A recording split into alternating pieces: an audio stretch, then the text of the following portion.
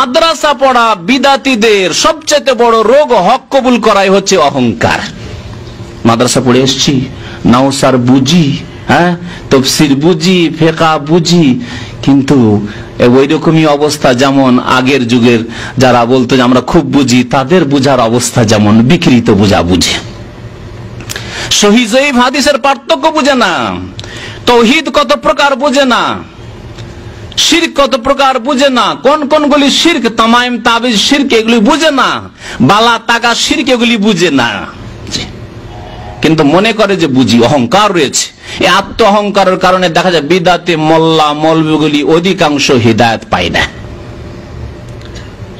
প্রথম কথা শুনতেই চাই না, আর যদি শোনেও দুদিন চার দিন শুনলো, সামান্য একটু শুনলো, কিন্তু আত্ম অহংকার। আমিও তো মাদ্রাসায় পড়েছি,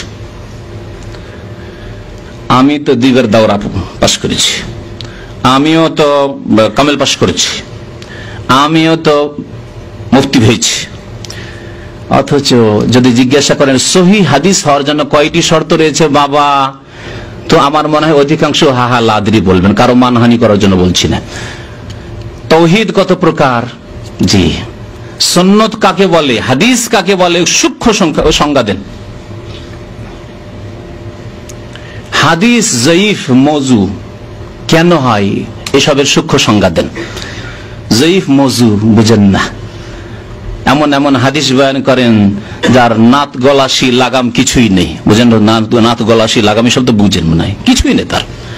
এই ভাষাটি উলামায়ে কেরাম মুহাদ্দিসিন, আগের প্রাচীন যুগের মুহাদ্দিসিনদের ভাষা, যে এমন এমন হাদিস বয়ান করে যে লাযিমামা, কোন লাগাম নেই, লাগামবিহীন।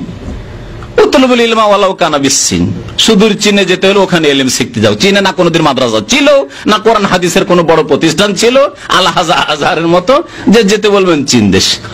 আশ্চর্য কথা বয়ান করে। আরো বহু হাদিস, লাউলা কালামা খালাকতুল আফলাক, হে নবী তুমি না হলে সারা পৃথিবীর কিছু সৃষ্টি হইতো না। জাল, মিথ্যা কথা। আউয়ালামা খালাকাল্লাহু নূর, প্রথম নবীর নূর পয়দা হইল, মিথ্যা কথা। জাল, জয়ীফ, সহিহ কিছুই বুঝলো না। আর এখানে আল্লাহ পাক সুযোগ দিয়েছেন সৌদি আরবে এসে, কিন্তু শিখলো না। কি জন্য? কারণ হচ্ছে হক গ্রহণ করার বাধা হচ্ছে অহংকার। আমি কেন শিখতে যাব, তোমাদের সাথে বসে শিখতে যাব। বড় বিয়াদবি হইলে হবে মনে হয় বললে, কিন্তু অনেক শিক্ষিত ভাইরা রয়েছেন আমাদের এখানে। কানাডা থেকে আমাদের এক ভাই এসে আছেন, আজাদ ভাই, এখানে 7-8 বছর আমাদের এখানে নিয়মিত উনি আসতেন মঙ্গলবারে এবং শুক্রবারে জুমা মসজিদে আসতেন, তারপরে ওখানে চলে গেছেন, ওখানকার নাগরিক হয়ে গেছেন, বাংলাদেশ দিনাজপুরে বাড়ি। উনি এখানে আপনাদের মতো সাধারণ নিচে বসে আছেন, কিন্তু সামান্য কিছু লোক এইরকম